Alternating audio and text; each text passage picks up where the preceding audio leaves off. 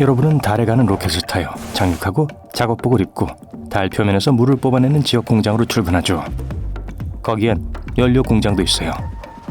수십 명의 사람들이 로버를 타고 넓은 지구에 자연 위성을 배회하고 있어요.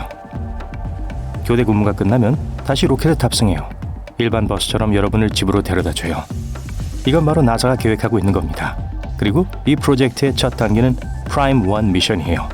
프라임은 극지 자원 얼음 채굴 실험의 약자예요. 임무는 2022년부터 시작돼요. 단계별로 알아보죠. 부스터 로켓과 2단 로켓이 발사대에 조립되어 있어요. 점화. 로켓의 엔진이 연료를 태우기 시작하고 우린 올라가요. 곧 로켓이 시속 38,600km에 도달해요. 그 속도면 뉴욕에서 런던까지 단 8분에 갈 수 있어요. 부스터가 연료를 다 쓰고 나면 도킹을 풀고 지구에 연착해요. 첫 번째 단계가 해제된 후 몇 초 후에 탑재체 캡슐이 엔진을 점화하면 두 번째 단계가 돼요. 로켓이 계속 위로 올라가게 되죠. 일단 궤도에 도달하면 탑재 캡슐이 열려요. 달 착륙선 노바-C를 방출해요.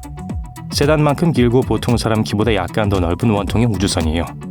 이게 엔진을 켜고 여행을 시작해요. 먼저 착륙선은 지구 주위를 원을 그리며 돌아요.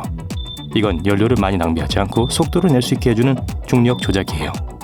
달 착륙선이 아직 궤도에 있기 때문에 지구의 중력에 영향을 미쳐요. 우주선이 떨어지는 것 같아 보여요. 하지만 우리 지구 표면이 아니라 궤도의 궤적을 따라서요.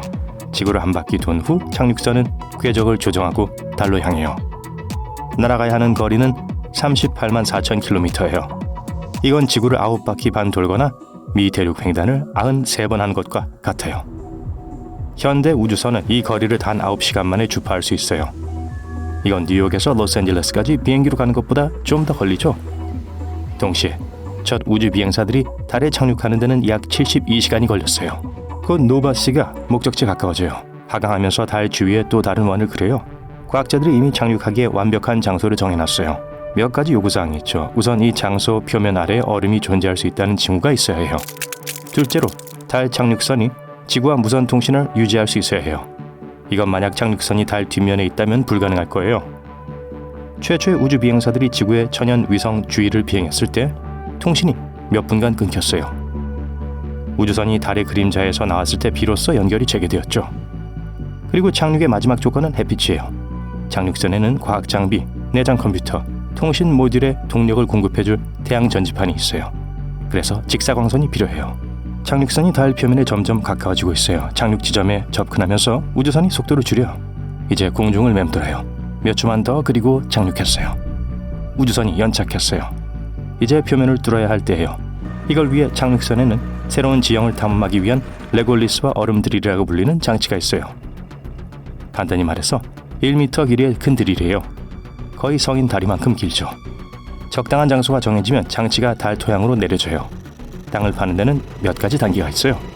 착륙선은 드릴 구멍에서 흙을 꺼내기 위해 드릴을 여러 번 들어올려야 해요. 안 그러면 드릴 끝부분이 망가질 수 있어요. 다음, 착륙선은 토양 성분을 분석해야 해요.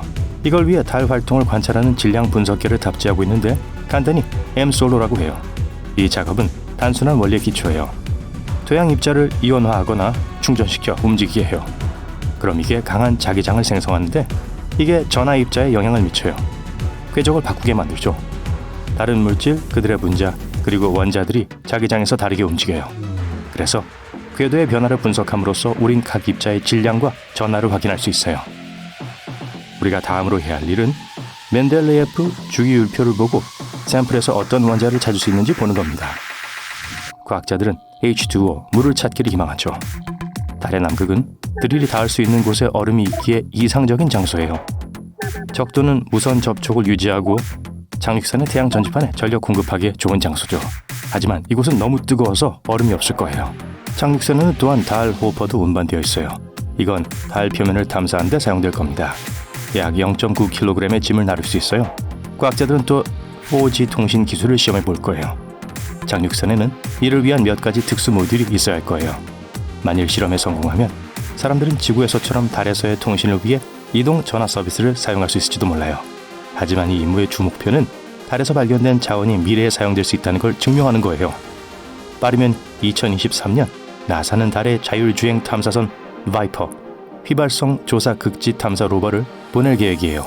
달의 남극에 같은 이유로 착륙할 거예요. 지구와 태양빛과 연결이죠. 탐사선 자체는 골프카트 크기만 해요. 드류가 토양 분석기로 운반할 거예요. 과학자는 이미 탐사선을 위한 길을 제시해놨어요. 약 16에서 24km 길이에요.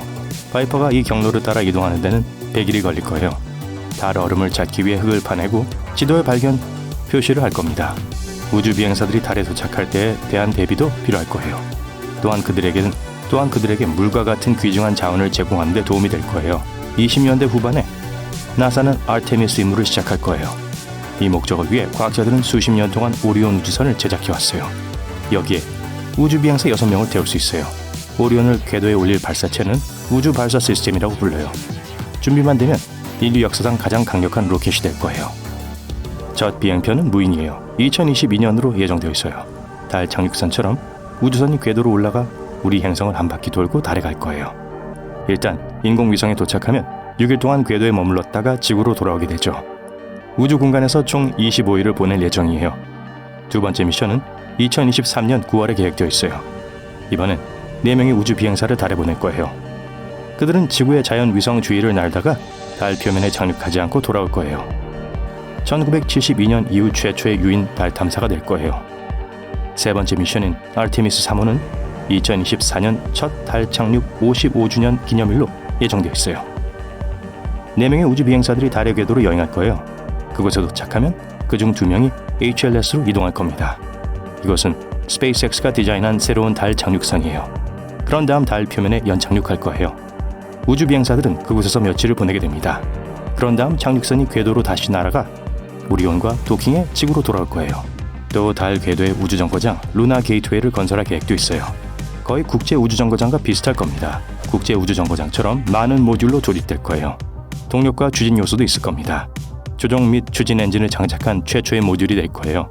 또 정거장에 전력을 공급해줄 태양 전지판도 있을 겁니다.